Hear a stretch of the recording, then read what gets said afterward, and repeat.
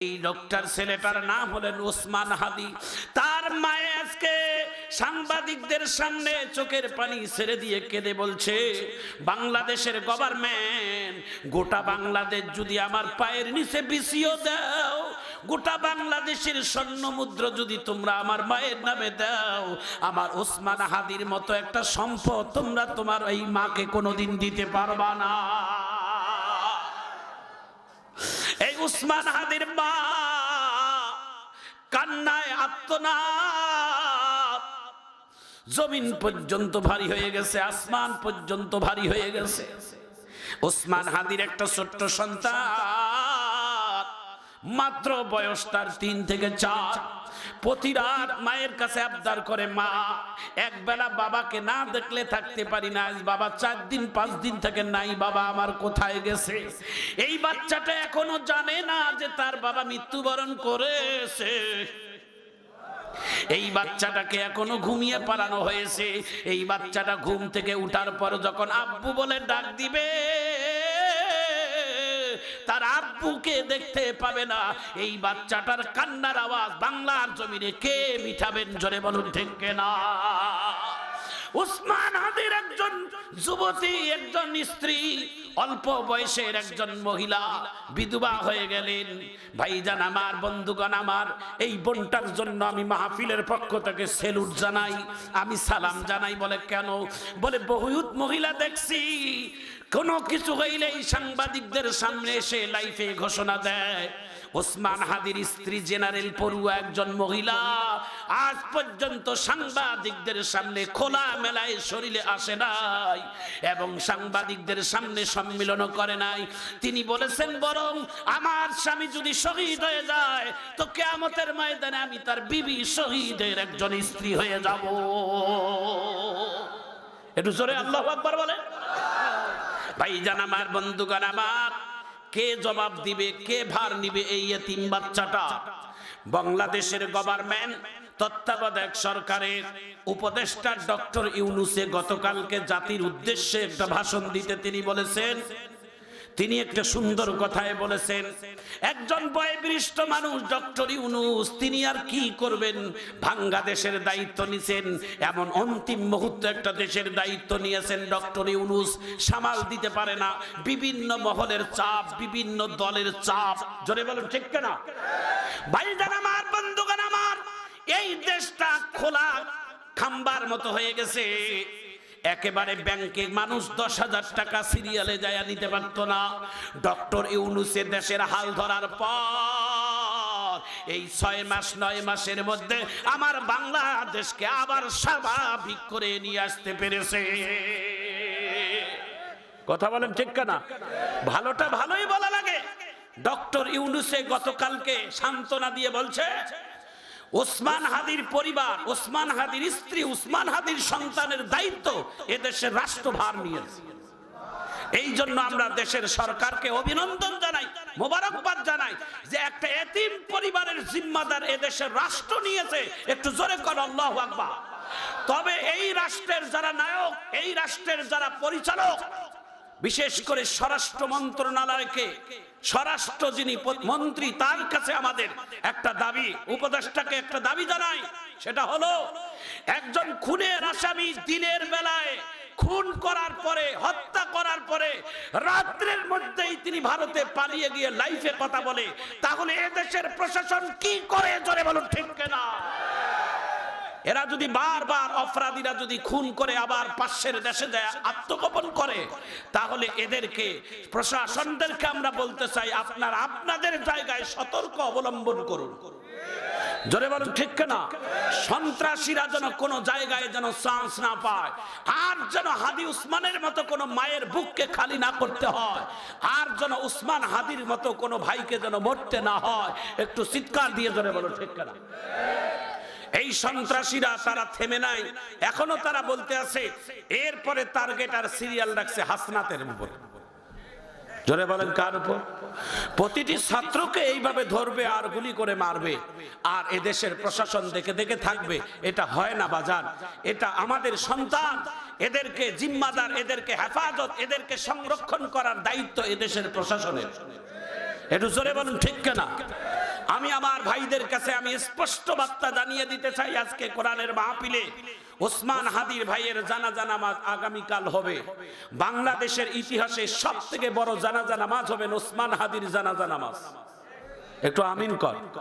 আমরা জানাজা নামাজে অ্যাটেন্ড না করতে পারলেও আমরা এখান থেকে দোয়া করব, কারণ ওসমান হাদি একজন শহীদ, রাষ্ট্রের জন্য জীবন দিয়েছে।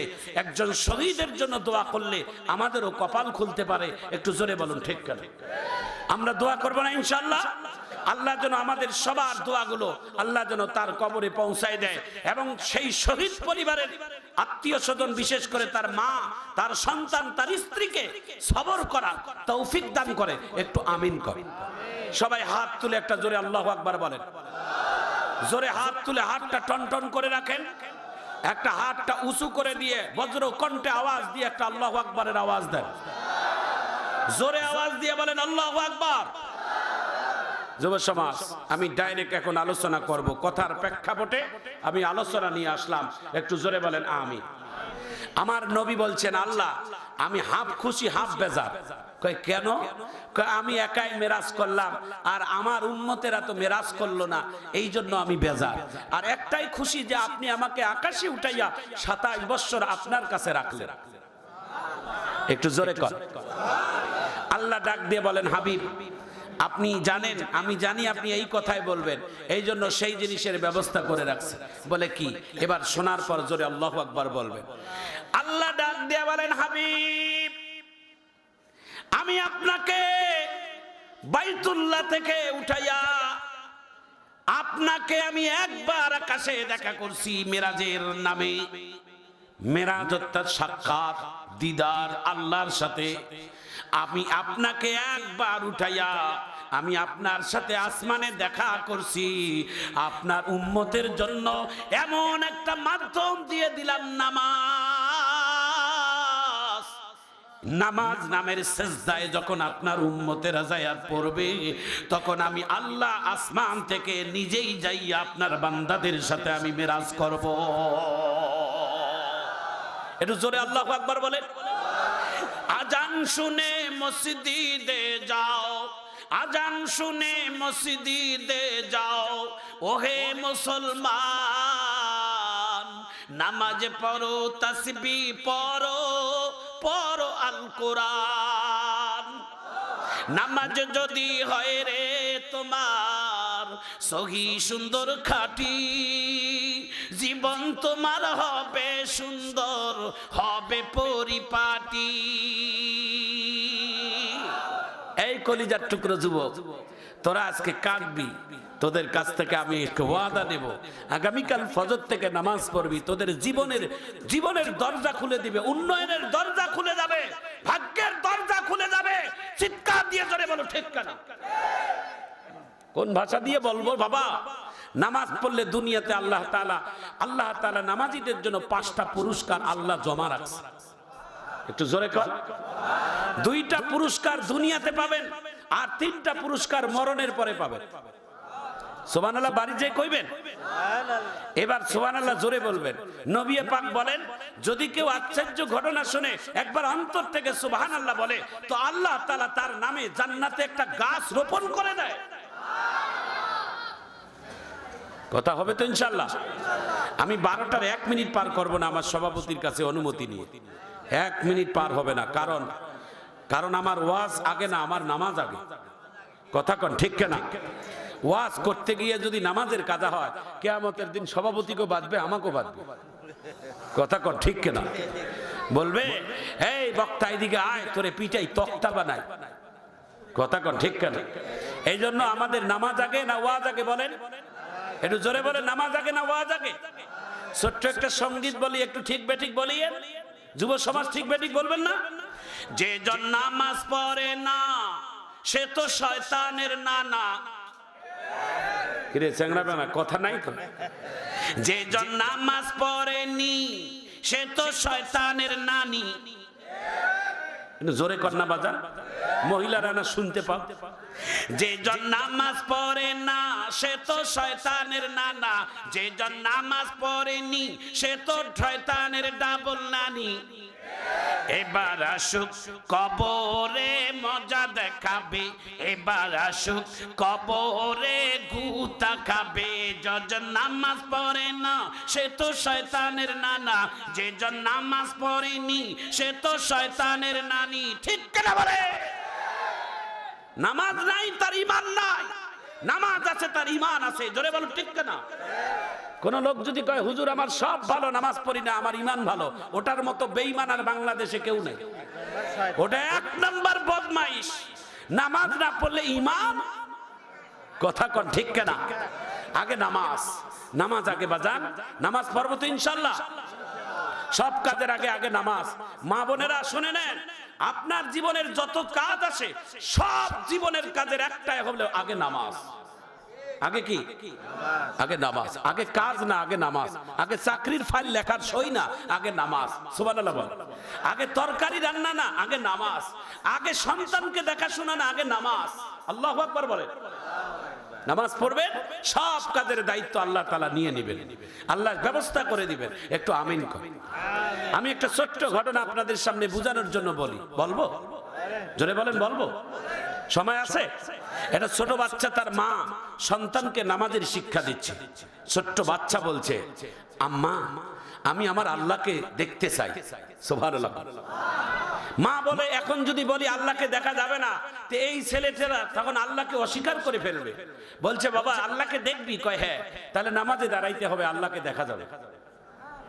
একটু জোরে কর। ছোট্ট বাচ্চা ডাক দিয়ে বলে, মা নামাজ পড়লে কি লাভ হয়? ছোট্ট বাচ্চাকে সান্ত্বনা দিয়ে মা বলতেছে, বাবা নামাজ পড়লে না আল্লাহ তোমাকে মিষ্টি খাওয়াবে। কি খাওয়াবে? মিষ্টি খাওয়াবে। ছোট্ট বাচ্চা কয়, তাহলে মিষ্টির লোভে তো নামাজ পড়া লাগে। বাচ্চাটা নামাজে দাঁড়াইছে, মা শিক্ষা দিয়েছে 2 রাকাত নামাজ এইভাবে পড়বি, আস্তে আস্তে নামাজ পড়বি। নামাজের সালাম ফেরার পর পিছনে দেখবি আল্লাহ তোর জন্য মিষ্টি রাখছে। একটু জোরে কর। বাচ্চাটা 2 রাকাত নামাজ মা যেভাবে শিক্ষা দিয়েছে ওইভাবে নামাজ পড়ার পর পিছনে সালাম ফিরে দেখে ঠিক একটা মিষ্টির টোপলা। দ্বিতীয় রাকাতে, দ্বিতীয় ওয়াক্তে নামাজে কয়, না না মা, যে মিষ্টি পাইছি আর নামাজ ছাড়া যাবে না। আর সামনে ওয়াক্ত কি? কয় আসর। কয় তাড়াতাড়ি আমাদের সময় শিখাই দিও। আবার আসরের নামাজের পর মিষ্টি। এইভাবে নামাজ পড়তে পড়তে এরকম 40 দিন পার হয়ে যাচ্ছে। একদিন তার মা অজান্তে মিষ্টি দিতে পারে নাই, সন্তানকে নামাজের ভিতরে মিষ্টি দিতে পারে নাই। আল্লাহ তাআলার কাছে মা দোয়া করছে, আল্লাহ আমি তো অন্য জায়গায় আসছি, আমার সন্তান নামাজের পরে মিষ্টি না পাইলে তাহলে নামাজের প্রতি তার অস্বীকার হয়ে যাবে, আপনার প্রতি তার অনেক কিছু খারাপ দৃষ্টি হয়ে যাবে। আল্লাহ আমি তো এতদিন তোমার রবের সাথে পরিচয় করে দেওয়ার জন্য আমি মা চেষ্টা করলাম, আজকে এক ওয়াক্ত দিতে পারি নাই, আজকের দিনটা তুমি তোমার পক্ষ থেকে চালাই নিও। একটু জোরে কর। সন্তান আজকের নামাজ পড়ছে, মা চলে আসছে, সন্তান মায়ের দিকে তাকাই খালি কান্দে। সুবহানাল্লাহ। মা মনে মনে চিন্তা করে, আজকে মনে হয় মিষ্টি পায় নাই আমার ছেলে, এই জন্য মনে হয় কান্দে। সন্তান ডাক দিয়ে বলে, মা তুমি আমাকে পেটে ধারণ করছো, মা আমি তোমার সন্তান, আমি চিনবো না তো কে চিনবে তোমাকে? মা তুমি এতদিন যাবত তোমার পকেটের টাকা খরচ করে মিষ্টি দিয়েছো আমাকে আল্লাহর সাথে পরিচয় করে দেওয়ার জন্য। আজকে এমন মিষ্টি পাইছি মা, যা 40 দিনের মিষ্টির স্বাদ আজকের আলাদা স্বাদ। একটু জোরে কর। মা মনে মনে করছে যে আজকে মনে হয় কোনো মিষ্টি টিষ্টি কেউ দিল নাকি।